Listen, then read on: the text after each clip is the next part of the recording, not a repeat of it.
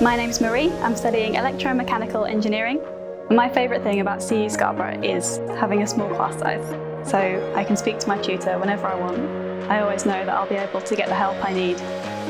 Studying one module at a time is great because if you did exams at the end of the year about something that you'd studied at the beginning of the year, I feel like you might forget it. Whereas the way they do things at CU Scarborough, everything has been done in the last 6 weeks and everything's built on the same foundations, so you know what you're doing. Being president of the LGBTQIA+ society at CU Scarborough has meant that I've met a lot of really interesting people and talked about a lot of issues that are really important to me. And I like the location. I like Scarborough as a town. I think if you haven't been here, you don't necessarily know very much about it. It's got all the shops that you need and all the amenities, or you can just go down to the beach and have a good time. I really like it.